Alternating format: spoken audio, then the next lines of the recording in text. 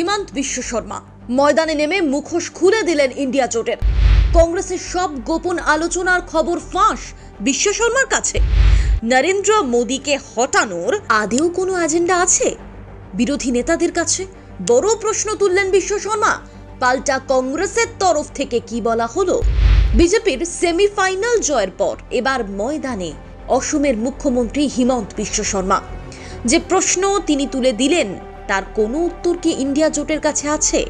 বরং রাজনৈতিক মহলের দাবি, নিজেদের আসন নিয়ে অঙ্ক ঠিক করতে ব্যস্ত জোট কিছুদিন পর কিন্তু এই উত্তরটার পেছনেই হাতড়ে বেড়াবে।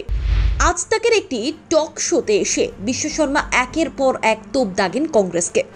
আর সেখানেই অসমের মুখ্যমন্ত্রী দাবি করেন, রাহুল গান্ধীর বর্তমানে যা বয়স, এবারের লোকসভা নির্বাচনে ততগুলো আসনই পাবে কংগ্রেস।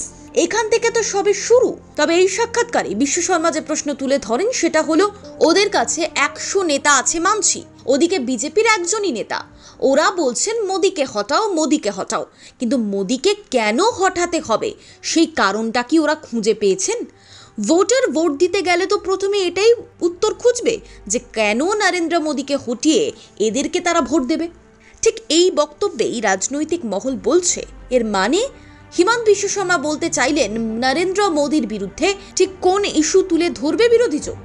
বিশ্লেষকেরা বলছেন, এক্ষেত্রে যদি একের পর এক বিরোধী নেতাদের দাবি তুলে ধরা হয়, তা সে অরবিন্দ কেজরিওয়াল হোক, তা সে মল্লিকার্জুন খার্গে বা মমতা বন্দ্যোপাধ্যায় বা নীতিশ কুমার বা যেই হোক না কেন, তারা কিন্তু মূল্যবৃদ্ধি, জাতপাতের ইস্যু, ইডি সিবিআইকে হাতিয়ার করা হচ্ছে বিরোধীদের বিরুদ্ধে, এই হাতে গোনা কয়েকটা ইস্যু ছাড়া এই মুহূর্তে সেরকম স্ট্রং কোনো এজেন্ডা খাড়া করতে পারেনি বিজেপির বিরুদ্ধে, নরেন্দ্র মোদীর বিরুদ্ধে।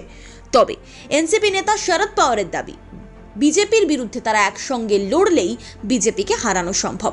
তিনি আশা করছেন এবার বিরোধীদের প্রচেষ্টা সফল হবে। এখানে সংশ্লিষ্ট মহলের দাবি, রাজনীতিতে কখন কি হয় কেউ বলতে পারে না, সেখানে হাতে গোনা আর কয়েকটা মাস রয়েছে লোকসভা নির্বাচনের, তার মধ্যে যদি কোনো বড় ইস্যু সঠিক টাইমিংয়ে বিরোধীরা ব্যবহার করতে পারেন, হয়তো কংগ্রেসের সিট বাড়তেও পারে, এমনই দাবি বিশ্ব শর্মার। 2014-2019 সালের লোকসভা নির্বাচনের পর কংগ্রেসের এখন লড়াই বিজেপির সঙ্গে নয়, কংগ্রেসের লড়াই আসলে নিজের সঙ্গে নিজের, যাতে আগের বারের থেকে এবার সিট সংখ্যা কম না হয়ে যায়। একই সঙ্গে দেশের প্রধানমন্ত্রী নরেন্দ্র মোদীর পাল্টা প্রধানমন্ত্রী মুখ কে হতে পারেন, এই প্রসঙ্গেও কিন্তু মুখ খোলেন অসমের মুখ্যমন্ত্রী। ইন্ডিয়া জোট প্রধানমন্ত্রীর মুখ ঘোষণা করা নিয়ে যে ধোঁয়াশা তৈরি করেছে তার উত্তরে বিশ্ব শর্মা বলেন, আপনি জানেন কোন ব্যাটসম্যানকে আউট করতে হবে, কিন্তু বোলারের নামই আপনি জানেন না, এটা কিভাবে সম্ভব? আউট তো কোনো একজনকেই করতে হবে, তাই না? একই সঙ্গে মুখ্যমন্ত্রীর দাবি, কংগ্রেস বিজেপিকে হারানোর দাবি করার মতো অবস্থাতেই নেই।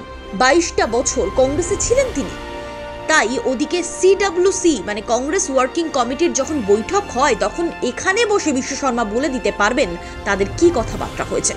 যদিও বিশ্ব শর্মার এত বড় তোপের পরও কংগ্রেসের তরফ থেকে কোনো পাল্টা দেওয়া হয়নি। ব্যুরো রিপোর্ট, প্রথম কলকাতা।